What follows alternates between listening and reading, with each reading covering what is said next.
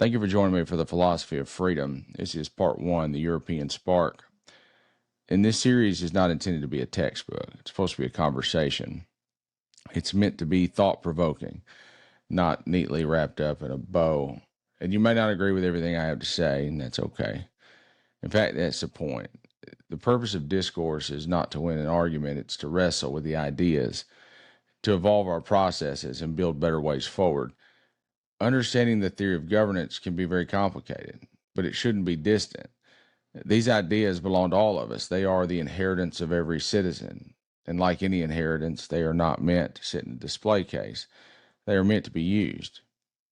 So before we get started, let's lay out a few ground rules and fundamental truths. First is that government exists to serve the people.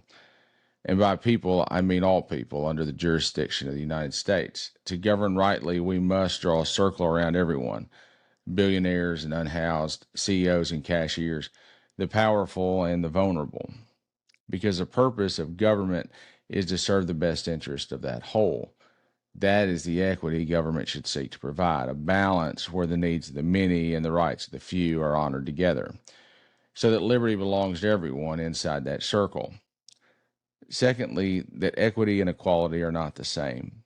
Equality means giving everyone the same hammer. Equity means making sure that everyone has nails, the wood, or the shingles they need to use it. Equal is not always fair. Fair is not always equal. Third is that freedom is messy. That was Madison's struggle and Jefferson's contradiction, Locke's blind spot and Rousseau's thunder. You won't always like it. You won't always feel comfortable in it, but liberty was never meant to be neat. It was meant to be argued and adapted and lived in. Finally, is that our inheritance is not perfection. The Constitution was not meant to be a crystal frozen in 1787. It was meant to be a framework for argument, a machine that makes disagreement possible without bloodshed. The founders expected us to keep widening the circle and keep asking the hard questions, keep evolving the meaning of freedom. So as we move through this series with Locke and Montesquieu, Rousseau, Voltaire, Diderot, the Federalist and the Anti-Federalist, and the long American struggle that follows, I'll ask you to do a couple of things. One, grab a pencil and some paper and make some notes. Pause this. Ask the questions. Write down your arguments, or what you agree with, what you disagree with, because the point is vigilance. The paper is our inheritance. The argument is our duty. Freedom is a responsibility, and the republic is ours to keep if we want to keep it. So, with that being said, we'll move on to the European spark. The American Revolution was not born out of nowhere. It was lit by fires that had been burning across Europe for over a century. Ideas that crossed oceans in pamphlets and volumes and whispered in taverns and debated in salons until they became the intellectual backbone of a new republic. You see, the founders were not inventing liberty from scratch. They were borrowing it and reshaping and wrestling with thinkers who'd been pulling at the chains of monarchy and church long before 1776. And those thinkers gave America its vocabulary of rights, its structures of government, its sense of sovereignty, its irreverence toward authority, its conviction that knowledge itself was power. There are 5 voices that I think matter most in this context. It's John Locke, Montesquieu, Jean-Jacques Rousseau, Voltaire, and Denis Diderot. These guys gave the founders the bones to build with, the rights and structures and sovereignty, satire and knowledge.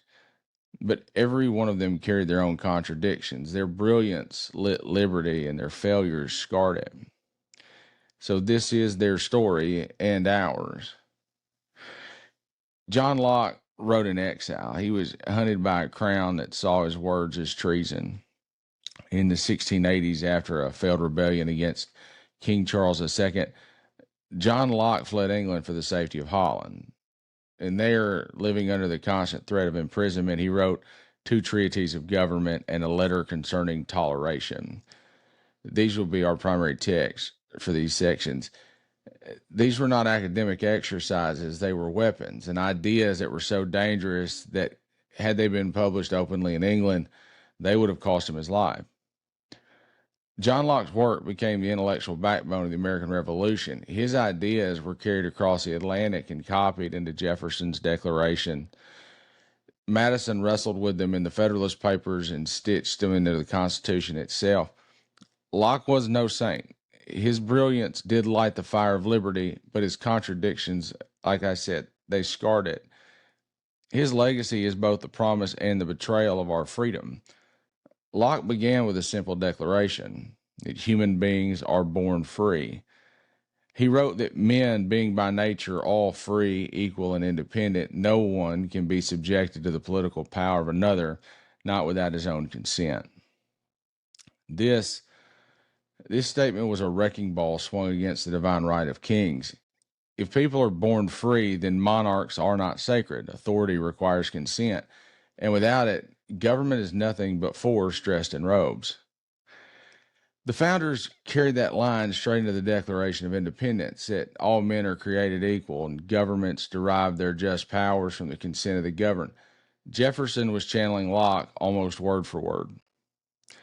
But here is where the contradiction shows, because Locke's version of all men did not include women, the poor, or the enslaved. His circle was very narrow. He meant property-owning men like himself. And Jefferson copied that phrase while owning human beings himself. Madison built a republic on the idea, but left millions outside of that circle. Liberty was proclaimed universal, but it was denied in practice. And Locke tied freedom to property. He wrote that every man has a property in his own person, that the labor of his body and the work of his hands are properly his. And that sounded like a completely radical idea in a world of feudal lords and inherited hierarchy. If my labor is mine, then no lord or king can own me. No master can claim my life. Property to Locke meant self-ownership. Well, Jefferson softened that phrase into life, liberty, and the pursuit of happiness. And Madison, in Federal 10, warned that unequal property would always divide people into factions. The rich would defend their wealth, and the poor would demand relief. And here is where the betrayal of John Locke deepens, because Locke himself invested in companies that were tied to the slave trade. I think it's important to talk about the problems with each one of these guys, because inevitably, anytime you discuss them, people will bring up the problems that you're going to have with these thinkers. So we'll just dispatch that right up front. Locke argued that property was liberty, but treated human beings as property, and the founders carried that contradiction forward, writing liberty into the Declaration, but then enshrining bondage into the Constitution. You see, property was meant to protect freedom, and too often it became the chain that bound it. Locke did not believe freedom meant chaos, though. He wrote that the end or purpose of law is not to abolish or restrain, but to preserve and enlarge freedom. In other words, all laws should enlarge freedom, not shrink it. He argued that law should not be a cage, it should be a shield, and it should widen the space in which people can live freely. The founders echoed that. Jefferson wrote that governments are instituted to secure these rights. Madison wrote in Federal 51 that justice is the end or purpose of government, not order, not tradition, but justice. Locke's law in practice often meant liberty for the propertied men and restraint for everyone else. Women were silenced and enslaved people chained, but the poor excluded from political life completely. The shield became the cage, depending on who you were. The Constitution carried that same problem, a Bill of Rights that enlarged freedom for some while compromises legalized bondage for others. Locke's most explosive idea was that when rulers betray liberty, obedience is not only unnecessary, it's treason to the people. He wrote that whenever the legislators endeavor to take away and destroy the property of the people, they put themselves into a state of war with the people, who are thereupon absolved from any further obedience. In other words, when the leaders take away rights, narrow the availability of rights, you are no longer bound to the contract that you have made with that government. Rebellion for Locke was not a crime, it was duty. Jefferson loved this. In fact, he wrote in the Declaration of Independence, which is basically a Lockean manifesto, that whenever any form of government becomes destructive of these ends, it is the right of the people to alter or to abolish it. Jefferson even wrote in 1789 that the tree of liberty must be refreshed from time to time with the blood of patriots and tyrants. James Madison recoiled at that. In Federal 49, he warned that too frequent appeals to rebellion would unravel stability. Jefferson believed that rebellion was medicine, but Madison feared that the medicine would kill the patient. And that tension of rebellion as duty versus rebellion as danger is still woven into the DNA of the United States. Locke gave America its intellectual foundation: natural rights, consent, property, law is freedom, the duty to rebel. He was the philosopher of revolution, the man whose words justified independence, but he was also gave America a lot of contradictions: that liberty proclaimed universal but defined narrowly, and property is freedom and property is chains, law is a shield and is a cage. Rebellion as duty and rebellion as a privilege meant for elites and not enslaved or the excluded. You see, the founders inherited both the brilliance of John Locke and the betrayals. Jefferson borrowed his fire and carried his hypocrisy, but Madison built his structure while fearing the extremes. America was born Lockean and born scarred by Locke's exclusions. Locke gave us the bones of natural rights, consent, property, law, and rebellion, and the founders used those bones to build a republic. But bones don't breathe, and it is up to us to continue to flesh them out, to keep them alive in our own time. But here's where these things begin to cut deeper, because the first truth is this: government exists to serve all people, not some, not most, not only those with land or wealth, all of them. Locke drew the circle around propertied men, and Jefferson widened a little bit, but he was still left out women and enslaved and indigenous people. Madison designed a structure, but built it for those already inside. The work of every generation has been to widen that circle, because freedom is not real until the circle holds everyone. The billionaire and the worker, the CEO and the cashier and the housed and the unhoused, not equal in possessions necessarily, but equal in dignity, equal in government's duty to serve them. Locke spoke of equality, but equality isn't always enough. Equality is giving everyone the same things, but equity is giving them what they need. A government of service must know the difference. If a billionaire and a destitute both need water, equality says charge them both the same, but equity says the billionaire can afford to pay more, because the purpose of government is not profit, it's survival, dignity, and justice. Let's say that again: that the purpose of government is not profit. It is not a corporation. It is there to serve the people, to offer survival, dignity, and justice. That hurts a lot of people, because they want liberty to mean that they owe something, that they owe nothing to others. But Locke's own principle that government exists only by consent and only to enlarge liberty falls apart if liberty is only reserved for the wealthy. And here's where Locke's property as liberty gets twisted into cages. When we privatize prisons, we turn human liberty into a commodity. When government outsources essential services, it often surrenders its responsibility to serve. A government of service must ask, does privatization serve the people, or does it serve profit at their expense? Because for-profit prisons are the clearest example. They pave the road for exploitation of the citizenry. If a corporation's bottom line depends on keeping jail cells full, then liberty is no longer the law's purpose, it's the law's prey. And often we ask if government contracts for services should exist at all. And maybe, but only under very certain conditions, and probably only one condition, and that is that they truly are the most fiscally responsible way to serve the public, without eroding equity. Self-performance, even if more expensive up front, may be the only way to guarantee liberty isn't subordinated to profit. Locke's law was meant to enlarge freedom. Contracts that shrink it are betrayals, not efficiencies. And here's where Locke's fire about rebellion needs to be updated a little bit, because Modern people often imagine rebellion as some sort of flashpoint with guns and barricades and a sudden explosion of violence, but that's a very shallow understanding. Rebellion against the oppression of authority is not just a momentary act of rage, it's a lifestyle. True revolutions begin with ideas that challenge power.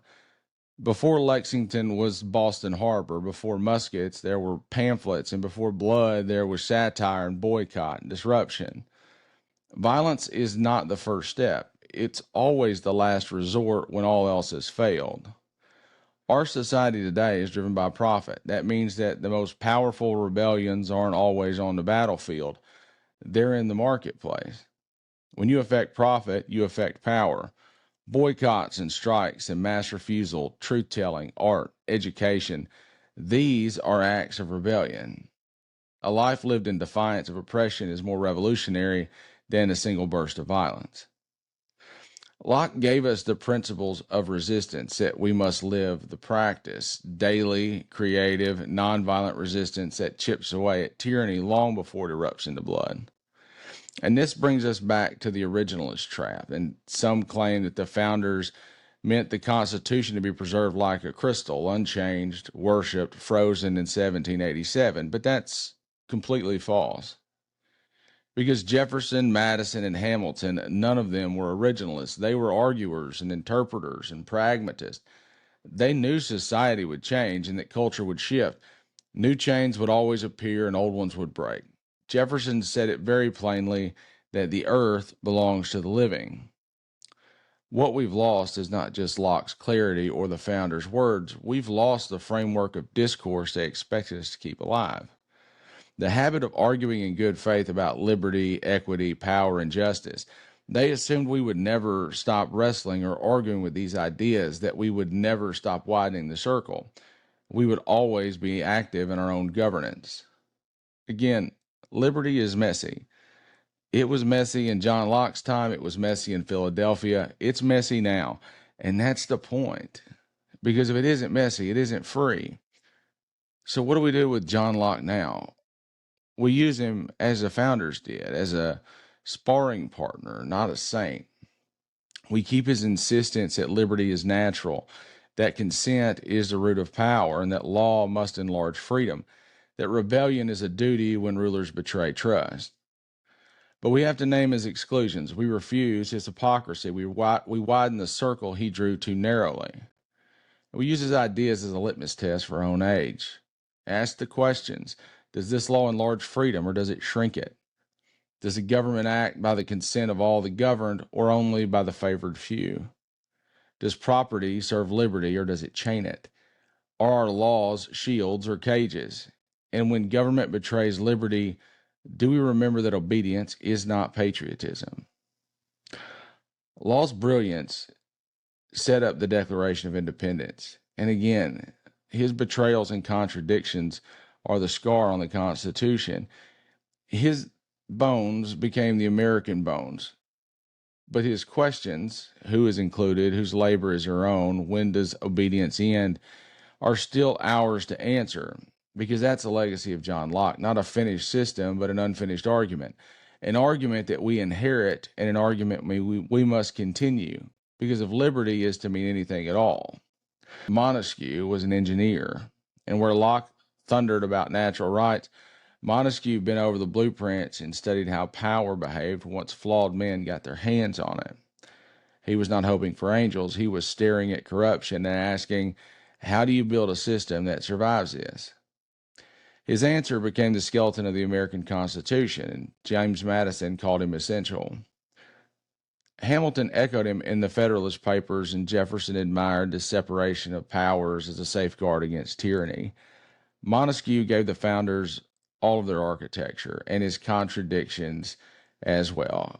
In the spirit of the laws in 1748, Montesquieu wrote that constant experience shows us that every man invested with power is apt to abuse it.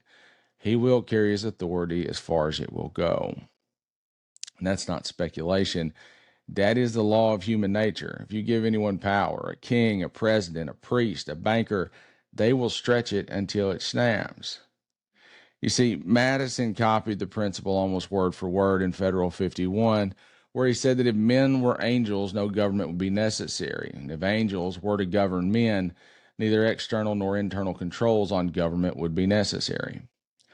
Montesquieu's brilliance was his refusal to flatter rulers or talk with virtue. He assumed ambition, greed, ego, and corruption, and then he built a system to contain them.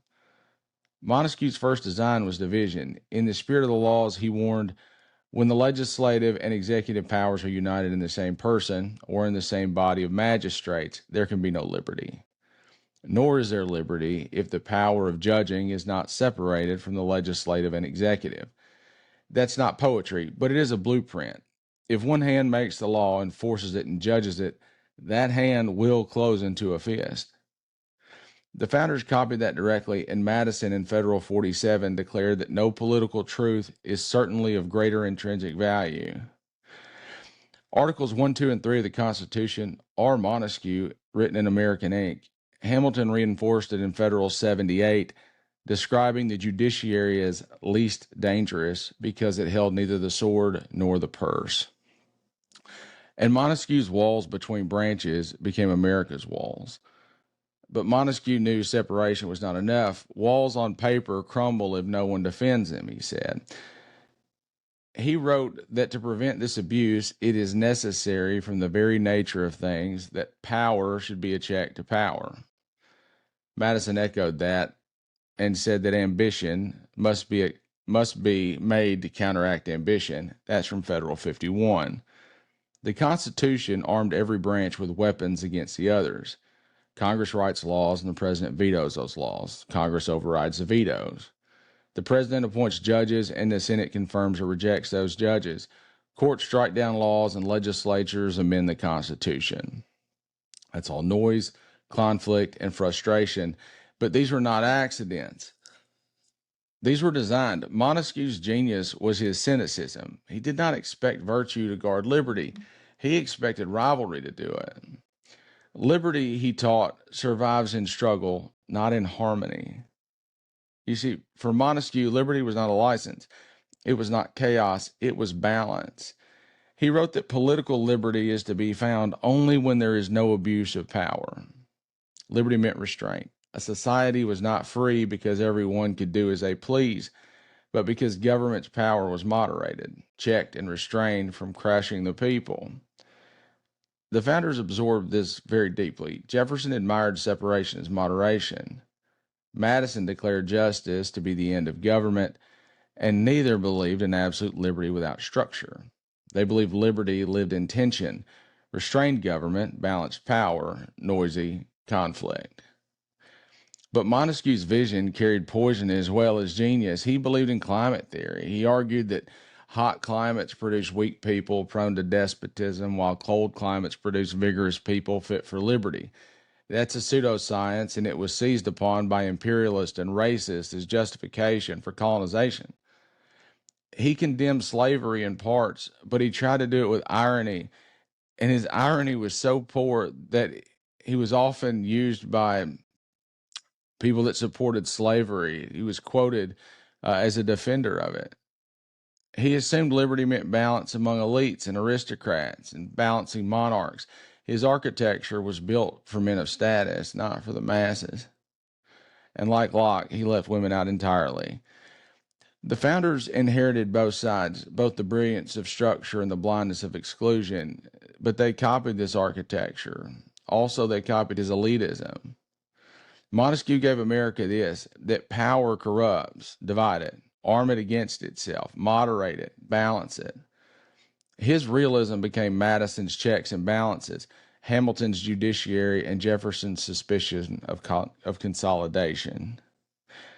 But his circle was very narrow. His moderation was for elites, and his science was prejudice.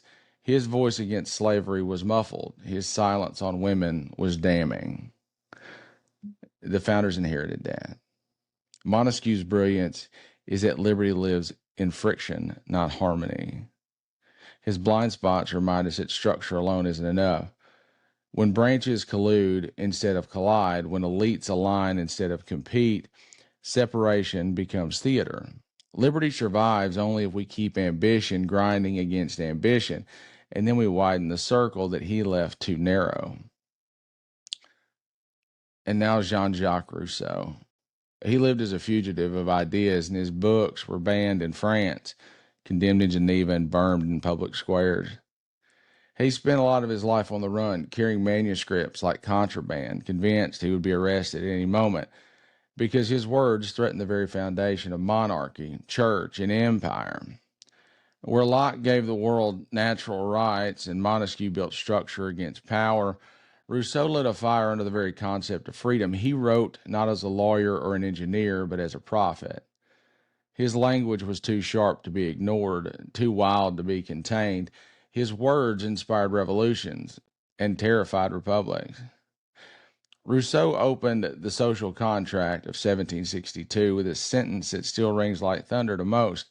Man is born free, and everywhere he is in chains. He was not talking about iron chains, obviously. He meant invisible ones, customs and traditions, hierarchies and laws that bind people the moment they enter society. And for Rousseau, freedom was our natural state. Oppression was manufactured. What monarchs called order, he called bondage. This vision electrified Europe. It whispered across the Atlantic, if freedom is natural, then every throne, every pulpit, every empire is illegitimate unless it rests on the will of the people. Rousseau's answers to these chains was the general will, and he wrote that each of us puts his person and all of his power in common under the supreme direction of the general will, and we receive each member as an indivisible part of the whole. To Rousseau, true liberty was not doing whatever you please. True liberty was obeying laws you gave yourself, not as an individual, but as a citizen. The general will was not the majority's whim, but the collective good, stripped of factions and selfishness. It was beautiful in theory, sovereignty belonging to the people as a whole, expressed for the good of all. It's also dangerous, because Rousseau believed that those who resisted the general will could be forced to be free. And that paradox, they worried, would open the door for later tyrants to claim that they embodied the people while silencing dissent. You may see this come about as someone saying they have a mandate from the people. Rousseau himself admitted the danger that the general will is always rightful, but the judgment which guides it is not always enlightened. The people are sovereign, but they can be fooled. Demagogues can whip passion into mobs, and factions can masquerade as the whole. Lies can dress themselves as truth. This was Rousseau's paradox, that the people must rule, the people can err. The American founders heard this loud and clear, and Jefferson admired Rousseau's fire, but trusted education and vigilance to keep the people enlightened. Madison recoiled at the idea, and in Federal 10 he warned that factions were inevitable and dangerous. And his solution was not to hope for unity, but to design for conflict, a large republic where factions collide and cancel one another out. The best way to picture this is like a small town with one mill family. They own the bank, they sit on the church board, and buy half the ads in the local paper. When a vote comes up on wages or water rights, they don't need to argue. Their influence is the argument. That's Rousseau's nightmare realized. Faction hardened into domination. But scale the question to a continent, and now the mill family has to contend with dock workers on the coast, farmers on the frontier, merchants in cities, manufacturers, bankers, and shippers, all pulling in different directions. Rivalry dilutes power. Interests grind against one another until liberty breathes into the friction. That was Madison's hope, that liberty preserved not by harmony, by collision. But here's where Madison's safeguard is failing us today, because factions no longer collide, they collude. Why spend resources fighting your rival when you can just merge, coordinate, or quietly agree to protect someone else's advantages? When corporations consolidate across industries, when trade associations align messaging, when regulators are captured by the industries they are meant to police, that friction that Madison counted on disappears. What's left isn't rivalry, it's choreography. And when business interests move in lockstep with political leaders and captured regulators, the republic begins to tilt toward oligarchy. The Supreme Court Citizen United ruling poured gasoline on this fire by equating money with free speech and lifting those most limits on corporate political spending. It didn't invent influence, but it legalized and turbocharged it. Elections that were once rooted in persuasion became contests of capital. Factions that were supposed to be local and self-limiting now operate at national scale with virtually unlimited resources. And Madison assumed factions would be diverse, divided, and competitive. Citizens United helped transform them into a synchronized elite with megaphones bigger than any people's voice. And part of the confusion driving this collapse is the poisoned catechism that capitalism equals freedom. Let's be clear, capitalism is an economic strategy. It is a way of organizing production and exchange. It is not a government or a governance theory. It was never written into our founding papers as our civic purpose. Government's role is to secure liberty and protect the people. Corporations exist because governments charter them. They are legal fictions granted privileges by the people. That means that they are subject to rules, regulations, and laws when their pursuit or profit threatens the general welfare. So yes, companies should be as free as they can be as successful as they can be, to innovate, to compete, and to grow, but never at the expense of the people's rights. Not by exploiting the general will, not by poisoning rivers or suppressing wages or capturing regulators or rewriting laws to privatize gains while socializing losses. Success within fair rules is enterprise. Success at the expense of liberty is exploitation, and it is the duty of government to stop it. But Rousseau's brilliance cannot be separated from his failures. He wrote about society's duty to the vulnerable, and he abandoned his own children to orphanages. He thundered about chains of inequality, and yet in Emily, he declared that women's education should be devoted to pleasing men. He romanticized a state of nature that never existed, mistaking poetry for anthropology, and his general will was inspiring but very vague. His faith in unity was naive, and his exclusions were glaring. His voice he gave voice to freedom, but left half of humanity outside of it.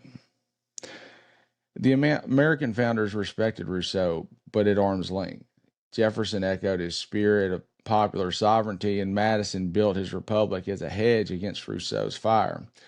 They absorbed his urgency, but kept his contradictions at bay. And when the French Revolution erupted, mobs claiming to speak for the people while executing dissenters in the name of liberty, Americans saw Rousseau's warning in the flesh. His fire had inspired them, and his contradictions terrified them. Rousseau's brilliance was to declare freedom natural and oppression artificial. He forced the world to see that inequality was a choice, not a destiny. He made sovereignty rest with the people, not the crown. His betrayal was to exclude women and ignore the enslaved, and abandon his own and leave a vision vague enough to be twisted into tyranny. He was a prophet of freedom who carried chains of his own. So what do we do with him now? The same thing the founders did. We keep his fire. Freedom is natural. Sovereignty belongs to the people. Inequality is a man-made chain. We also keep his warnings that people can be misled, and that the general will can be hijacked and probably will be, and that passion can devour principle. We also keep his urgency that liberty is not granted, it is defended. But reject the exclusions.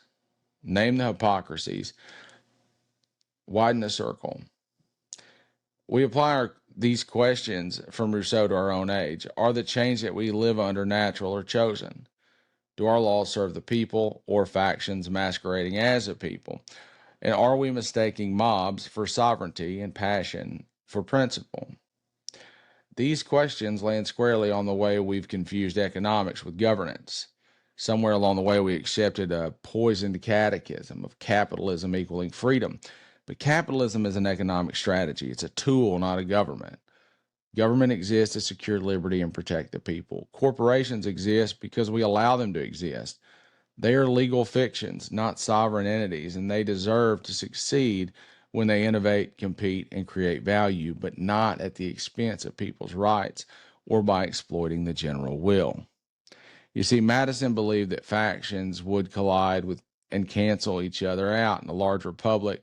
But what happens if they collude instead? When corporations merge and regulators are captured? Lobbyists write the very rules meant to restrain them. The friction Madison trusted to preserve liberty dissolves into choreography, and with citizens united, we gave that choreography a constitutional megaphone. Money is speech, influence without ceiling. The result is factions sealed up or scaled up to the national power, no longer competing but consolidating. This is where Rousseau's warning about the mob and Madison's design for collision converge. The danger isn't only demagogues whipping up crowds, it's elites capturing institutions until sovereignty itself bends.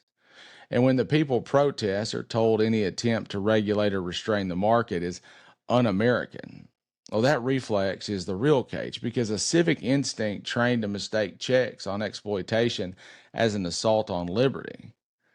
The truth is very simple. Markets are tools. Freedom is the purpose.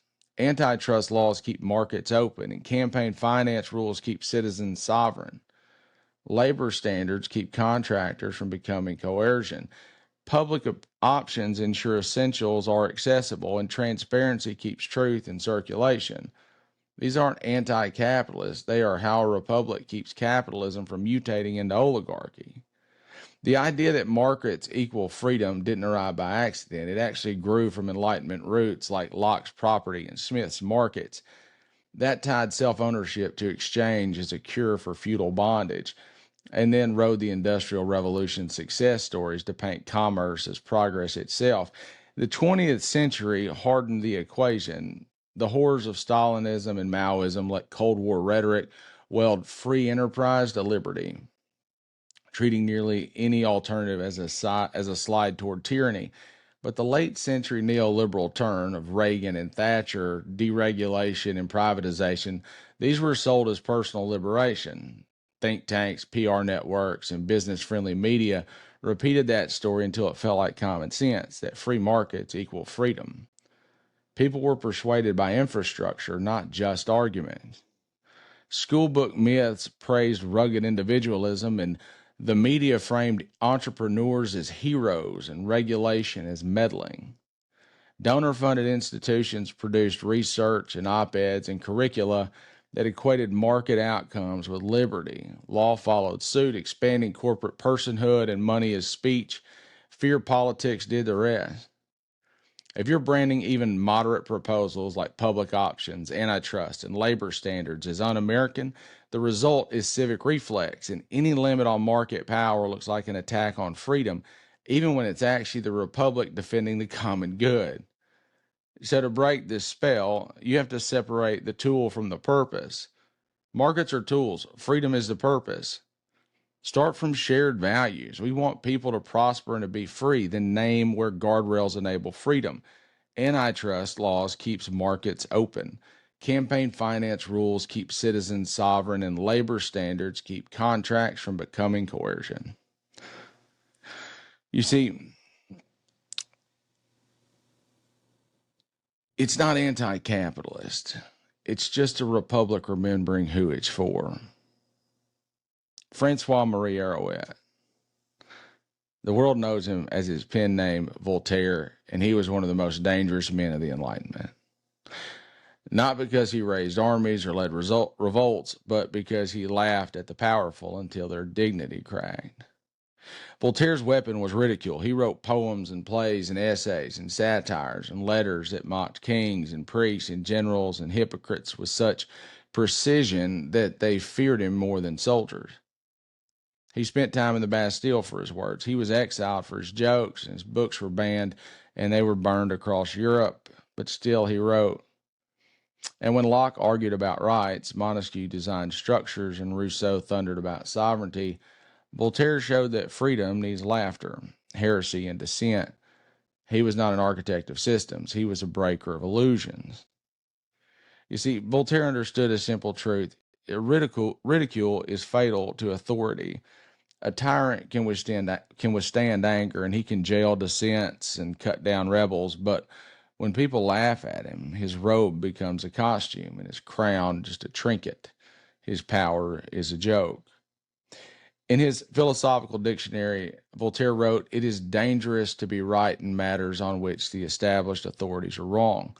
And he lived that danger. He mocked sacred institutions until their sanctity collapsed into farce.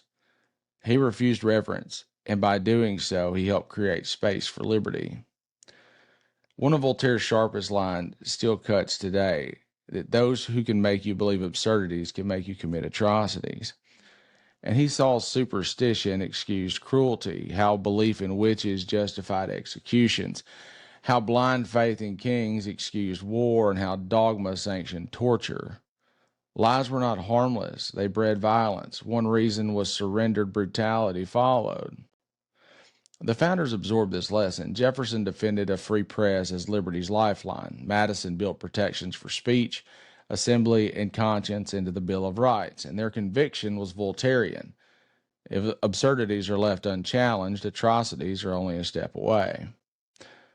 In Voltaire's masterpiece Candide, written in 1759, he mocked the fashionable optimism of the age, the belief that there is the best of all possible worlds.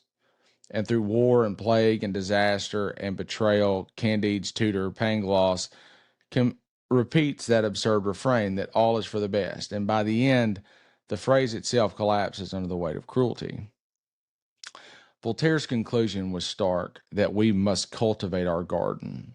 In other words, we have to stop excusing suffering, stop baptizing injustice as fate. Work, repair, build, that's the point. Freedom is not believing that everything is fine. Freedom is a labor of refusing complacency.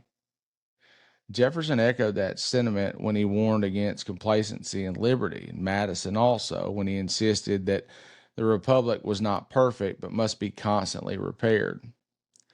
You see, Candide isn't just a story, it's a philosophy. Optimism is not liberty, action is.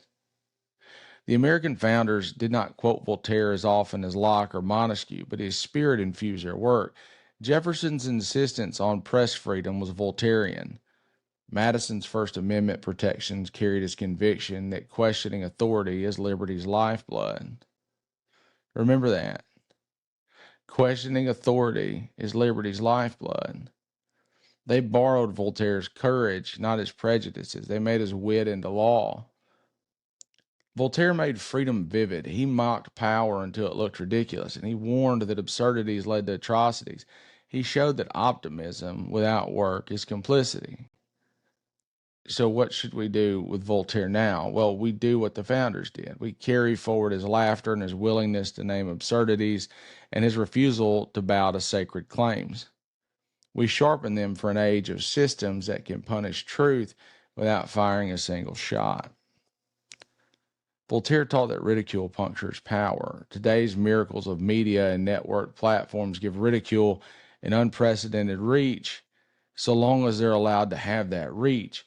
But they also give propaganda and disinformation faster, cheaper amplification. The same technologies that let a satirist expose a hypocrite let organizers flood the public with coordinated lies. That means satire must be smarter and institutions must be stronger.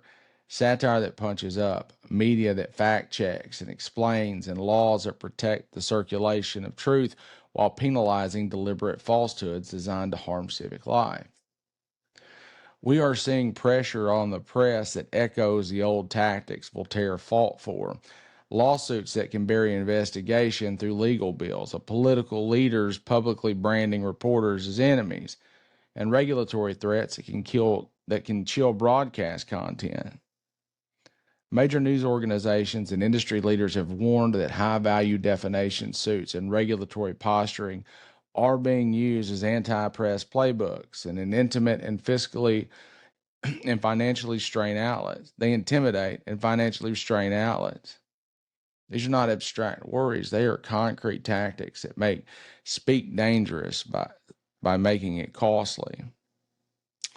And then there are claims by prominent political figures that criticism can become illegal. Statements that imply sustained negative coverage should lose First Amendment protection or be subject to regulatory penalty.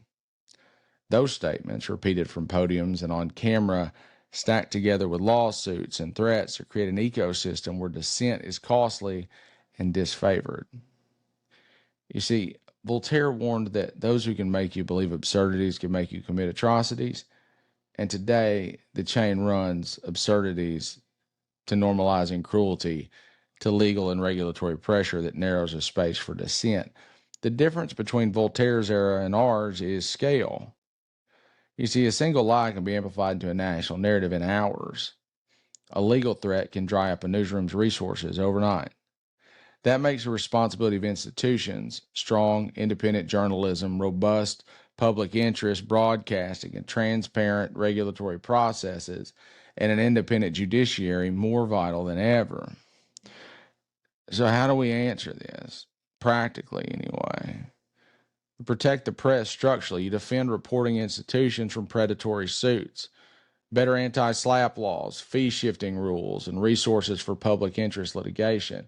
Make defending investigative reporting cheaper than silencing it.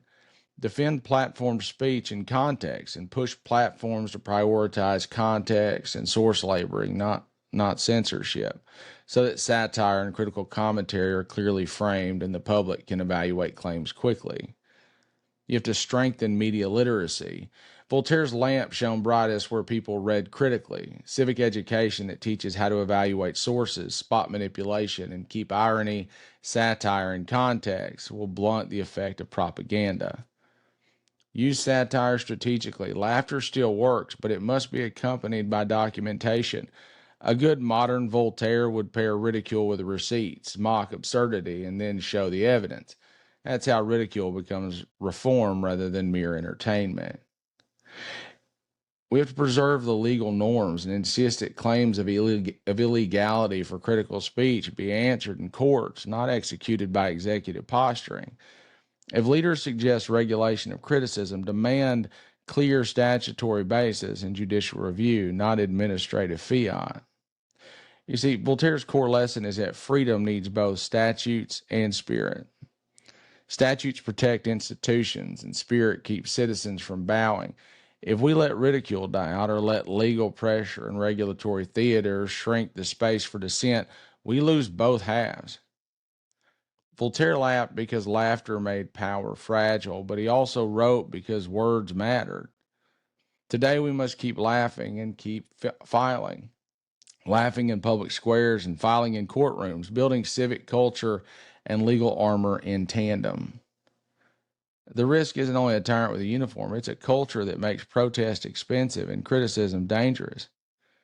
Voltaire's final instruction to cultivate our garden must be read two ways for our time.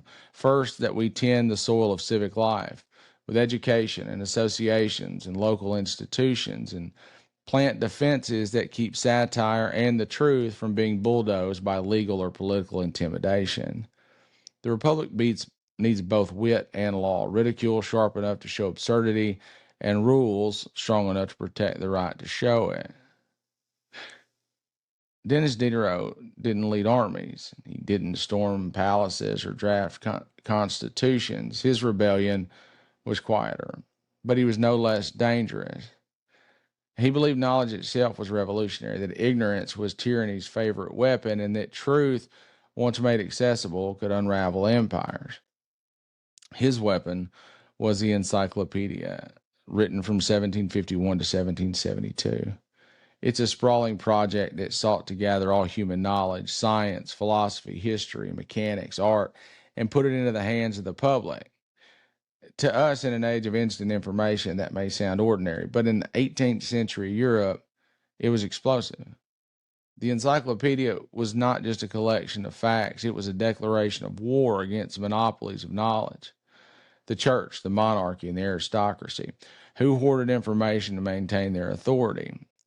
In his preface, Diderot declared that all things must be examined, debated, investigated without exception and without regard for anyone's feelings.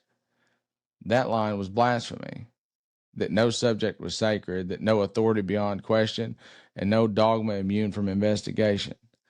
By gathering and publishing human knowledge without bowing to church or crown, Diderot and his collaborators challenged the very structure of power. Knowledge made accessible was knowledge democratized. The powerful understood the danger, and the French crown and the Catholic Church condemned the encyclopedia as subversive. In 1759, its license was revoked. The church declared it heretical, and copies were seized and burned. Printers were threatened with ruin.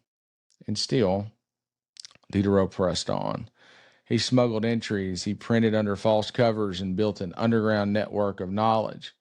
He accepted compromise when survival demanded it, softening language or cloaking radicalism, but he never surrendered the core mission to make truth circulate. The founders absorbed that spirit. Jefferson's conviction that liberty depended on education, that Madison's defense of free press and the Bill of Rights, those were Diderotian principles in American ink. If ignorance is the ally of tyranny, then the circulation of knowledge is liberty's bloodstream.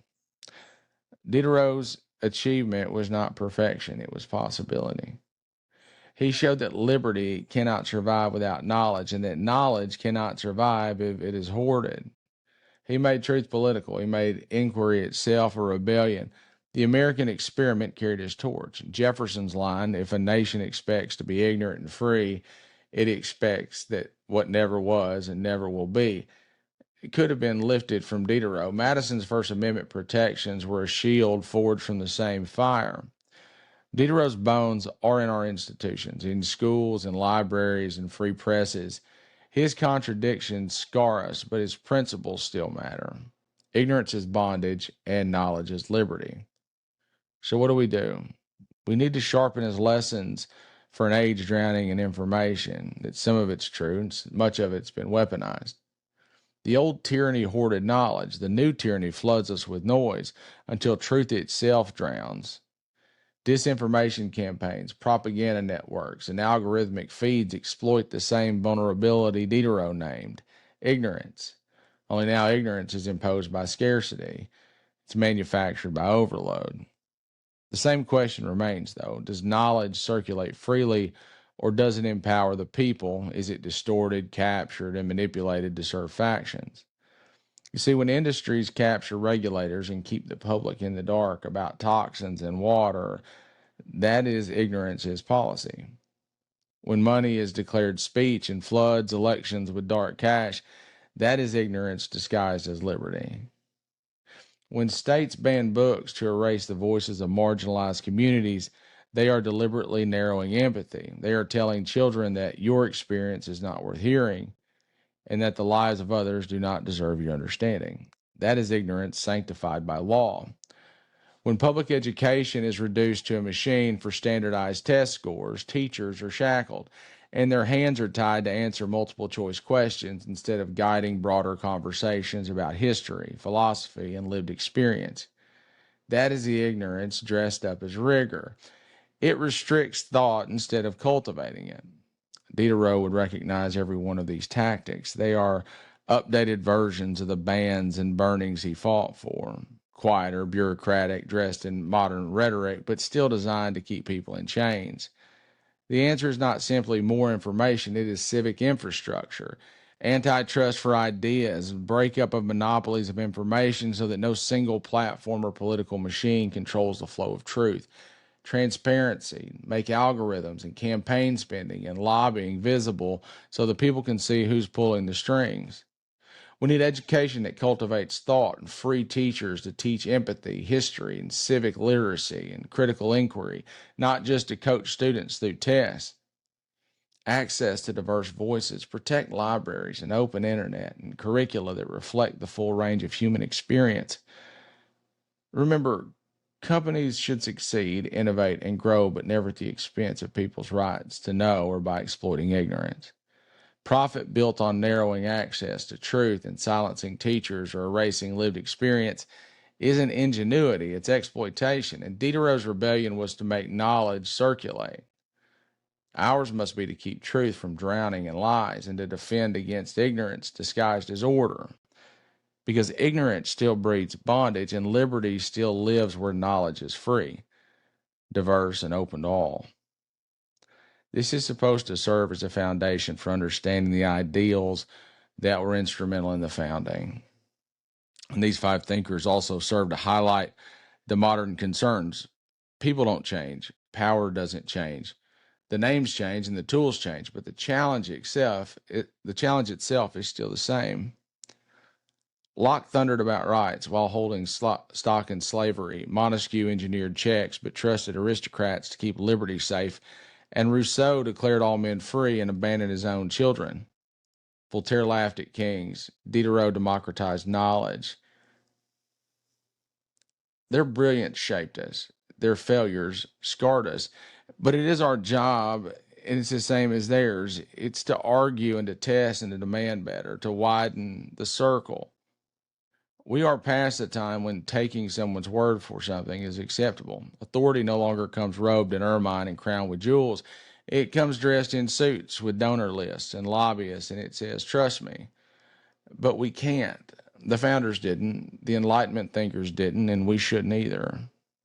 That's why source material matters, not because we are chasing trivia, but because grounding ourselves in the philosophy of freedom gives us the ability to broaden the conversation.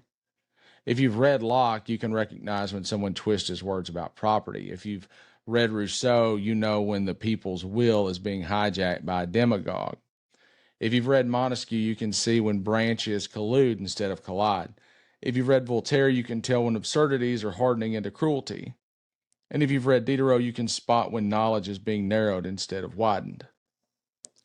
Foundational knowledge is the antidote to manipulation, and it lets you hear not just the noise of the present, but the echoes of the past, and it gives you the tools to call lies what they are.